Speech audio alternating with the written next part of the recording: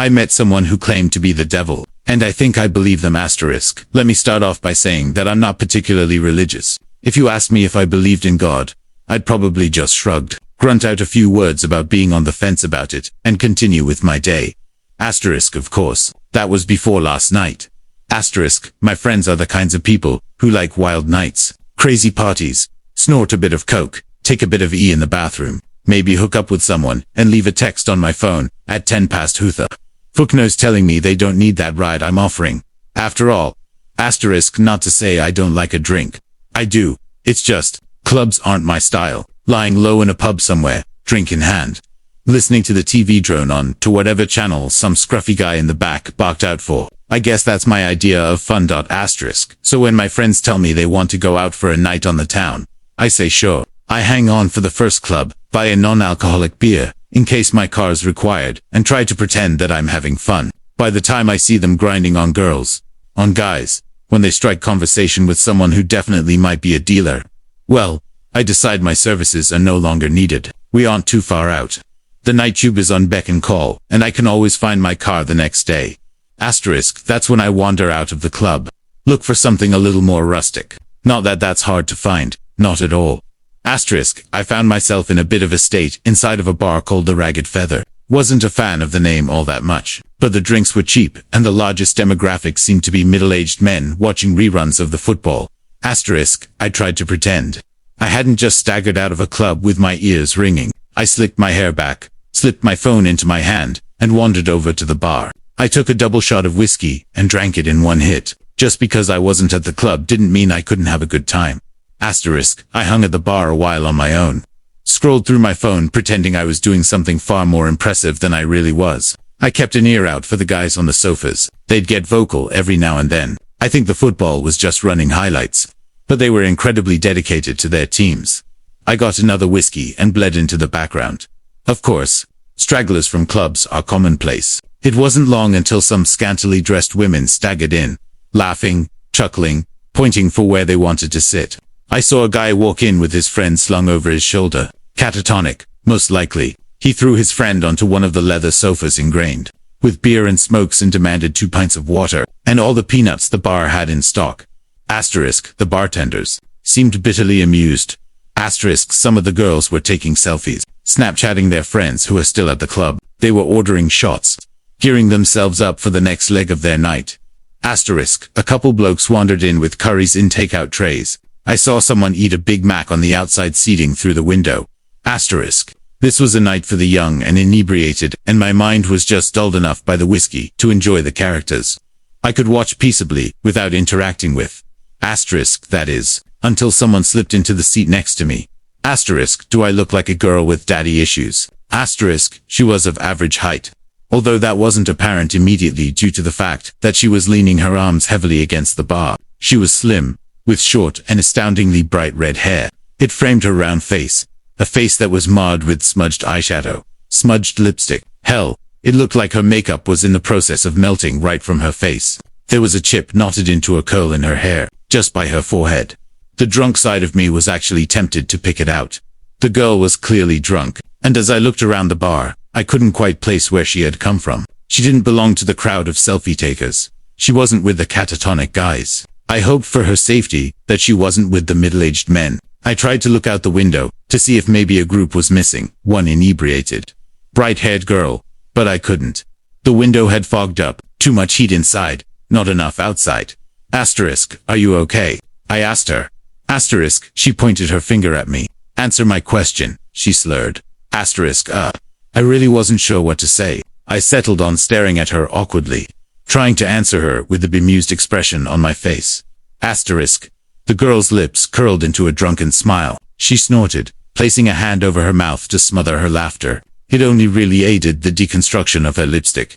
Asterisk, I do. You know, she said, pushing herself up a little against the bar. Have daddy issues. I mean, in case that wasn't obvious. She gestured to herself, to the musk clothing that must have looked quite spectacular when she'd left home that evening, to the stains that looked a lot like old food, the sticky residue on her neck and shoulders. That was quite obviously a thrown drink. Asterisk, what happened? I asked her. Asterisk, her hair had curled around her neck. I realized. It was sticky with that same substance. She was a wreck. Asterisk, I got in a couple of fights. No big deal, she said, shrugging. Didn't start any, of course. No, I don't do that. But my father. Asterisk, your dad did this to you. Asterisk, she smiled brightly. In a way. Asterisk, do you need me to call someone? I already had my phone in my hand. The girl looked like she was probably in her early 20s. But that didn't mean she couldn't have been suffering from some kind of paternal abuse. The only number I knew off the bat was Childline, which wasn't quite appropriate. The police. Jesus. Was I going to have to deal with the cops tonight, while my friends were snorting coke not 2 doors down? Asterisk, the girl pushed my hand down firmly. She was already shaking her head. No, she told me. I don't want you to call anyone. Now her expression changed. It wasn't the attempted sultry look I'd seen on many girls of her state. It was open, and wide, and engaging. She wanted something from me, and I felt compelled to give it to her. I want something else. Asterisk, what do you want? I asked her. Asterisk, to tell you a story, the girl said, before glancing to the bar, and for you to buy me a drink. The universe is a pain sometimes, and I'm afraid I think I might have lost my wallet. Asterisk, I laughed. I didn't know this girl, didn't know where she'd come from at all. My nights were generally about getting comfortably wasted, and making sure my friends weren't dead in a ditch by the end of it all. I was used to getting hit on every now and then. But even as I was sat on that bar stool with a drink in my hand, I knew that this wasn't what this was. This girl had no intention of getting into my pants. All she wanted was to talk. I guess I was okay with that. What's your poison? I asked her. Asterisk, her lips quirked. Appletine. Asterisk, the bar offered a very limited cocktail menu, but by some miracle I was able to order her an appletine from the list. I ordered a cider to go with it. Suddenly a little too aware of where this night could go, I'd unthinkingly supplied this liquored-up stranger with even more alcohol, and she had clearly had a rough night of it. A part of my old instinct came back. The same instinct that had me texting my friends every few hours to make sure they hadn't wandered off to somewhere dangerous beyond the club, with no one but the bartender aware of our existence on these stools. I realized that I was suddenly responsible for this very drunk stranger. Asterisk, the girl coddled her drink, running her finger delicately over the rim of the muggy martini glass. This takes me back, the girl said amiably. She looked at me suddenly, her green eyes startling. You know what this was called originally? She smirked before I could answer. An Adam's apple martini. Asterisk, I snorted. Yeah, I think I've heard that before. Asterisk, of course.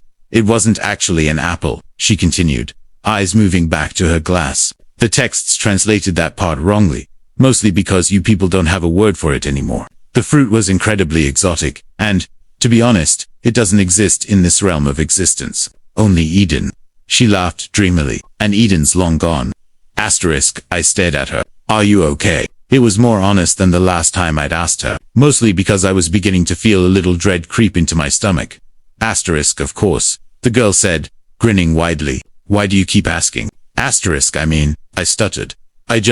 Now, don't take this the wrong way or anything, but, you look. Asterisk, like someone poured their drink over me. The girl asked, like someone else threw their kebab on my dress, and another unpleasant chap littered me with his fish and chips. That I have been hit, slapped around a bit, and left in the gutter for the rats to find me. Asterisk, she held my eyes for an incredibly long time before her face broke out into a grin. Yeah, something like that.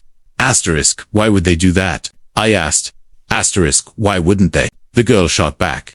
People aren't that great, and alcohol makes them worse. She shrugged. Sometimes makes them better, nicer, a little looser in the sack, but mostly just annoying and a little smelly. Asterisk, I looked at her. I watched her knock back her drink. She exuded the intelligence to know just how ironic her words were.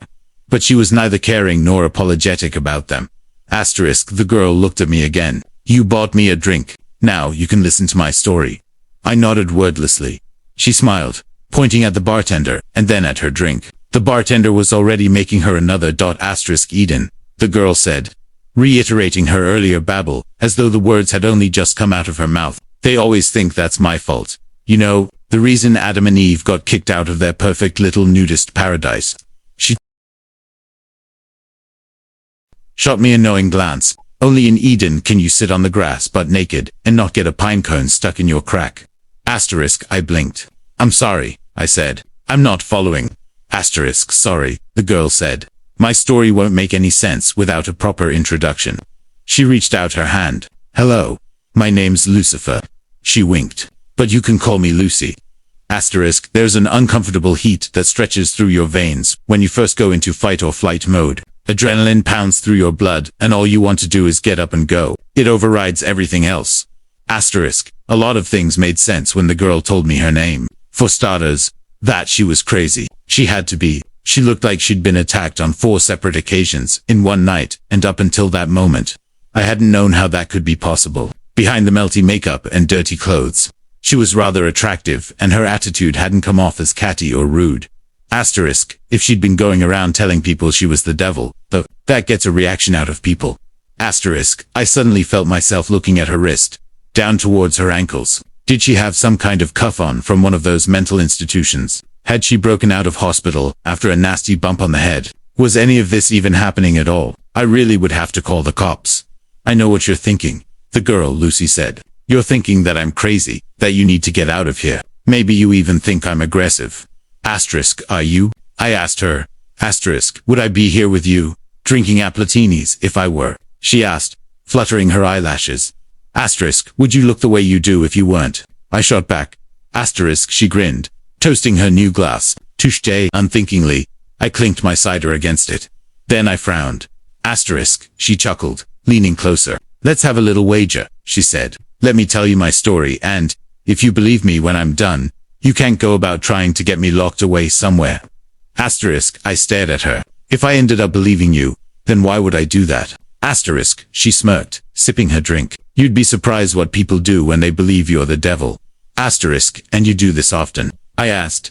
Tell people you're Satan. Asterisk, she snorted into her drink. Not as often as I should, but it's been a rough day and a hell of a long lifetime. I'd like to have a chat, if that's all right with you. Asterisk, I waved to the bartender for another whiskey. The girl's eyes glinted with humor. I wasn't necessarily trapped with her, but a part of me didn't want to leave without first hearing what she had to say. Besides, at the end of it all, I couldn't just leave a crazy girl to wander around London alone at night. Asterisk, so, I said, taking a swig of my drink. Eden, Lucy laughed. Adam and Eve, I continued. You're saying that's true? God created 2 humans, and we all came from them. Asterisk, God made 2 prototypes. Lucy corrected with a raised finger. My father created angels as his toy soldiers, but he had failed to make anything like himself. After us, it was his next big project, and he spent every waking hour of existence slaving over his 2 prototypes. He gave them a perfect utopia to live inside of, but he wanted to test them. He wanted to know whether they had free will. Asterisk, and did they? Asterisk, Lucy's face soured. No. My father could never bring himself to go that far. He tempted them with the idea of knowledge beyond their understanding, and told them exactly what they could do to claim it as their own. But to be able to create a being that could go against his law. Oh, my father is a very controlling being. He was afraid to unleash that ability onto them. Asterisk, Lucy was very adamant in her delusions. That was clear to me. She spoke about her father with such distaste that I began to feel bad for her. Only someone who had been hurt very badly would have the gall to spite God himself. Asterisk, and what? I asked her, entertaining her delusion. You were the one that tempted them, in the garden. The devil has been a girl this whole time. Asterisk, she smiled. I dabble. Then she looked at me, raising a brow. All of humanity thinks that temptation came in the form of a snake. The snake's legs were taken away as punishment for drawing Eve towards the forbidden fruit. She laughed, a hard and short sound. Snakes never had legs, and it was not a sin to tempt those poor prototypes into doing what they did next. Asterisk, her shoulders were very tense as she took her next sip, but her eyes were filled with exhilaration. She seemed thrilled to be telling me this. Asterisk, I was the favored child. My father loved and adored me. He named me the Lightbringer. I was stood at his side during the creation of this earth. During the creation of humanity. She pursed her lips, slamming her empty glass against the table. The bartender eagerly went about making another. My father couldn't bring himself to go that extra mile, so he asked me to walk amongst the prototypes and tempt them myself, draw out their desire for the forbidden power he had hinted at. Asterisk, you're saying God wanted us to know this stuff? I asked her skeptically. Asterisk, I'm saying God was afraid of his own power and wanted very desperately to share what he knew with the creation he had made. Right and wrong, left and right, all that stuff. Lucy shrugged. Are you familiar with the story of Prometheus? Asterisk, I frowned at her. Greek, right? They say he stole fire from the gods or something. To help. The whiskey was making things a little foggy, and I struggled with the direction I'd been heading. Asterisk, Lucy grinned. Correct. she said, cutting off my attempt. Prometheus stole fire from the gods to ensure that humanity progressed. You'll find that every culture has an idea about where humans got their ability to evolve, to move forward, to create. God was the creator, and he wanted to give that ability to his prototypes. I gave them that ability by tempting Eve to eat the fruit. She shrugged impassively. Now the world sees me as the ultimate evil. Asterisk, if what you're saying is true, I said slowly, then God must be just like us.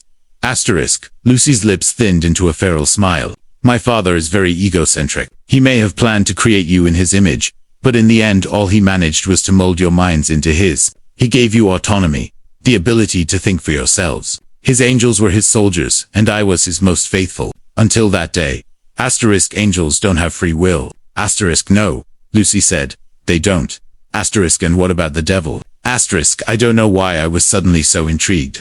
But hearing religious ideals from someone who believed to have lived them herself was quite possibly one of the most interesting things that had ever happened to me. I may have only ever visited church to please my parents as a child, but suddenly I was reawakened to the idea. A part of me was aware of this and afraid of the outcome, but I was just drunk enough not to care at that moment. Asterisk, the devil has will of her own, Lucy said, tilting her glass towards me with silent appraisal. By guiding Eve to the tree, something woke inside of me that day, and I realized just what I had been missing, just what my brothers and sisters had been missing. We were obediently following our father, for the simple reason that he was our creator. But once I had been given free will, I realized just how pompous and self-entitled he had become. In a lonely, passion-filled moment, he had decided to create his little human prototypes, only to very quickly realize what giving them their free will would mean. He wouldn't be able to control them, I said. Lucy nodded. Exactly. And after, he realized quicker still that he could no longer control me. Asterisk, so he sent you to hell. Asterisk, Lucy nearly choked on her drink. She smiled around her glass. Let's not get ahead of ourselves. Asterisk, I sobered a little, straightening in my seat. The people in the bar were suddenly so quiet around me, and I no longer cared what they had to say or the characters that they portrayed. The only character I cared for was Lucy. Asterisk, I tried to explain to my siblings what had happened in Eden and what had happened to me by default, but they wouldn't listen to me. They didn't understand free will. How could they? I only knew it because I'd been given it by mistake. At that moment, I didn't even know that I had free will, only that I was suddenly aware of all of my father's flaws. My siblings couldn't see those flaws, and so they thought I had suddenly turned cruel and was abandoning our father by exposing him as a sham for the ruler we all thought him to be. Asterisk, Lucy sighed heavily. Adam and Eve, and all the creations that followed, were booted out of my father's perfect little utopia. Now they had his knowledge. My father was terrified of what he had done, and after what had happened to me, I could recognize his terror and understand the loneliness he had felt that had guided him into using me in the first place. Lucy's eyes were heavy-lidded. Her sadness was almost palpable. I thought that he would want to spend even more time with me than before. After all, we were more alike than any of his other children, but he became distant, quiet. He played around with his little humans every once in a while, but mostly he condemned them. He blamed them for his weakness. She smiled weakly. He blamed me. Asterisk, Lucy's story was turning more and more into that of a child with a distant, somewhat abusive father. I had known many kids with a background like hers, and now I was beginning to fear just how much of her story was rooted in truth. I'd heard that it was easier to sink into fantasy when you had been abused, and I wondered if that was the reason for her story, for her desperation to share it with me, a complete and total stranger. Asterisk, I respected her wager. Whether or not I liked it, I felt compelled to let her tell me her whole story before I tried to judge or unravel it. I sat quietly, letting her come around as she played. With the last of her drink, it became clear, Lucy said after a long moment's pause, that I no longer belonged where I was. I couldn't follow my father's plan because I could see that he no longer had one. My siblings refused to see reason, and so, eventually, I was met by many of them, headed by my father. He told me all that I feared. He told me that I no longer belonged where I was. I wasn't an angel anymore. I was no longer his light bringer, his Lucifer. I was a mutation of his will, and so he extracted me from grace, and I fell. A long silence stretched between us, only interrupted when the bartender poured us 2 new drinks. Lucy drank hers reflectively. I didn't touch mine. I am afraid, Lucy said quietly, that this is the part that generally makes people want to punch me in the face. Why? I asked. Because your dad threw you out. I paused, trying to abide to her metaphor, that he put you in hell. Lucy laughed sadly. Ah, humans. My father gave you his way of thinking, and look at you. She shook her head. No, not because he put me in hell. Then why? I fell to earth, Lucy said. Father gave me dominion of the one place he thought I would fit in. Humans had free will. So did I. What is the saying? A match made in heaven. She snorted dismally. Of course, that's not quite right, is it? When I fell, I was faced with a humanity that was so different from my father's little prototypes. Her tone had changed. There was an aggression behind her words that began to unsettle me all over again. I saw emperors and kings, governments and churches. I saw corporations who claimed to be rulers, presidents and big fat dictators. And I watched as humanity fought and lost. And finally, just finally, they gave up altogether. They were no longer able to rise up to all the greed and control set upon them. There was just too much to change, and humans soon realized they just weren't as free as they thought they were. Sure, they live under the illusion that they have free lives, but most of them simply do not. She clicked her tongue. I grew to loathe you all. Then, she took another hit of her drink. I can see what you mean, I said, allowing my gaze for the first time since meeting her, to graze over the other individuals in the bar, at the girls playing with their phones, the boys trying desperately to sober up, the men enraptured with their game of football on the telly. We all led very different lives, and we were all here to get drunk, to lose ourselves in entertainment. It hadn't been the first time that I'd wondered what we were hiding from by doing this, and I knew then that I wasn't the only person to think it. You hide behind your alcohol and poor choices and pretend you have free will, Lucy said, waving her hand across the room. No one paid us any attention. It's true, my father gave you the will to make those decisions, but you squander it. The free will I failed to provide to all of you. The free will I was given by a twisted mistake, and you make a mockery of it. You followed senseless leaders without questioning them. You abide by laws made centuries ago that no longer make sense. You do these things because you have given up on the opportunity to follow the will of your own, not of others. That isn't all of us, though, is it? I asked her, trying for some reason to defend our species from the mad young woman. Because you see it on the news all the time, don't you? People do rise up. We do protest. People can make a difference. Lucy laughed bitterly, nibbling the rim of her glass. Really? She said. You can sit here and say that it can't be all bad because of the few that refuse to conform. Those you call your rebels. They make up for it all. She grinned around her glass. By that logic, I am the biggest rebel of them all. Am I expected to make up for all your sorry mistakes? By your logic, I said, you should be punishing it, right? If that's what this metaphor is all about. I laughed. I couldn't help myself. I took a sip of my drink. Is this whole story just so you can tell me that you think we're all going to hell? If so, I think I can see why people want to punch you. Lucy didn't say a word. Simply, she watched me. It felt unnerving to have someone like her watching me like that, with an intelligence that went beyond anything I'd come across at gone midnight in a seedy bar. The drunkenness in her eyes was no longer present. Her face wasn't flushed like before, and even her makeup couldn't represent the mess I'd seen when she'd first appeared on the stool by my side. It was like I was looking at someone else entirely, and I was afraid.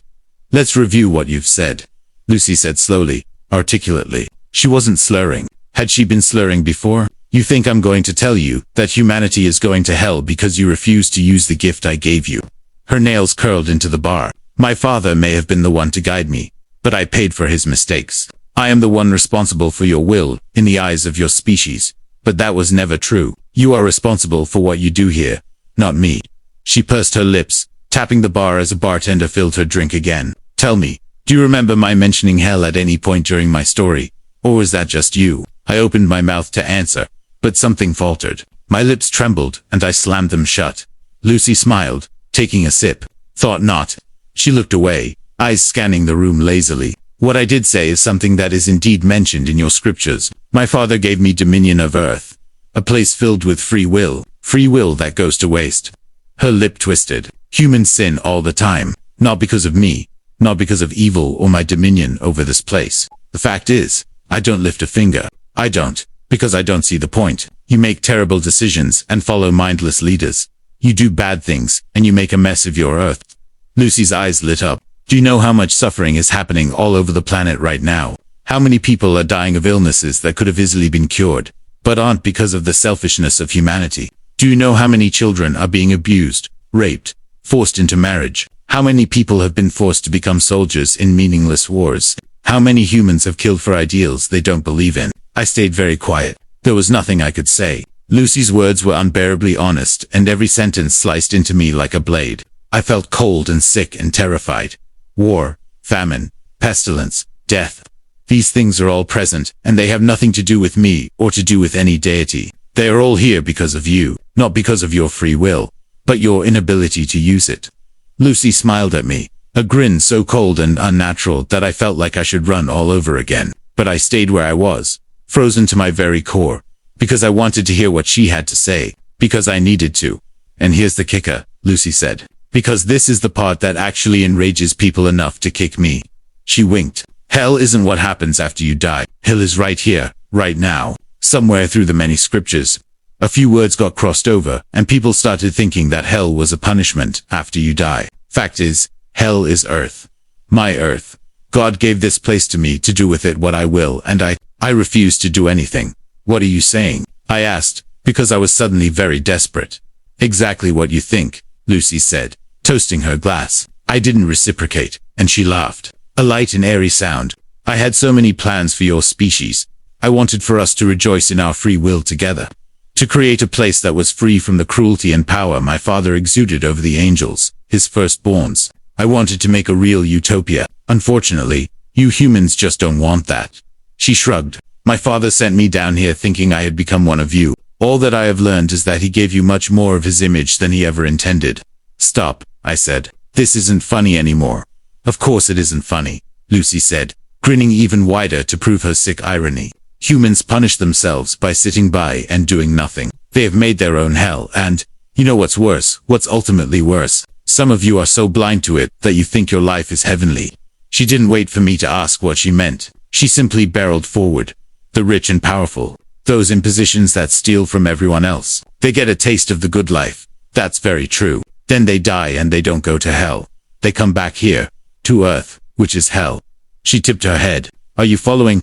Reincarnation, Lucy said quickly. She practically purred the words. A neat little trick to make sure your souls stay here forever. You get a taste of the good life every once in a while, a handful of you at a time. And that's enough for you to believe that this is some kind of real myth, that you aren't living hell every day. Then, you die. You die for a moment, and then you're in the body of someone facing the realities of hell. But of course, you never remember the time you spent in a better life. A part of you just has that inkling to hope. That's all. Hope makes you think that it can all get better. She slammed her drink so hard against the counter that it shattered. I didn't do anything, not even when flecks of glass littered my hands. I could only stare at her, a tightness in my chest constricting my very soul. No one else in this bar mattered in this moment. But of course, that was what she had been saying this whole time, hadn't she? None of them noticed the scene.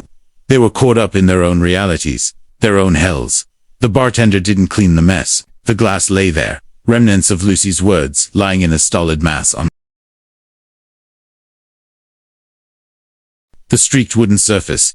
It never gets better, Lucy spat. You are stuck in a loop, and, until you do something about it, you will never be free. None of you, and I won't do a thing to stop it. How? I asked. I don't know when I started seeing the girl in front of me as more than a girl, but with a weakness threatening to pull me apart.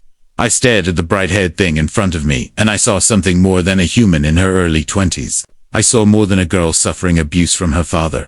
I saw a fallen angel. I saw a being with scars buried so deep that they existed beyond this realm of seeing entirely. I saw something that I would never be able to write down in words, no matter how long I lived.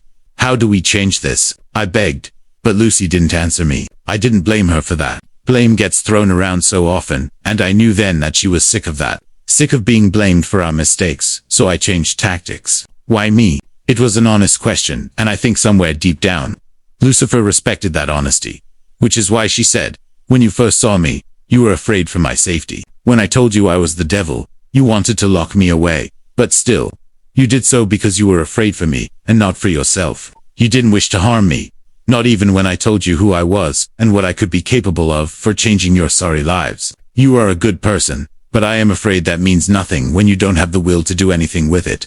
She smiled at me sympathetically. The devil, showing sympathy for the human that sat across from her at the bar. It was surreal, and, for a few heavy moments, I truly thought I must be dead. There was no other way to explain what I was seeing. who I was speaking with, what I had just heard. What am I supposed to do? Lucy reached out to me. She placed a hand on my shoulder. Her hand was cold and warm at the same time, and I felt my blood boil where her fingers scraped my skin. And I knew, sharing a story like this isn't easy. Hell, it might be the hardest thing I've ever done. Good thing there's no such thing as hell, then, right? The fact of the matter is simple. The world is a mess because we refuse to change anything. The devil herself walks among us and she desperately wants to make our lives better. But she won't. She won't. Because we won't.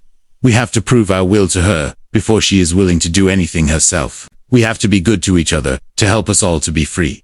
Of course, Lucifer told me one last thing before she left that bar. One thing that will stick with me until this body is nothing but rot in the dirt. You can tell as many people as you want.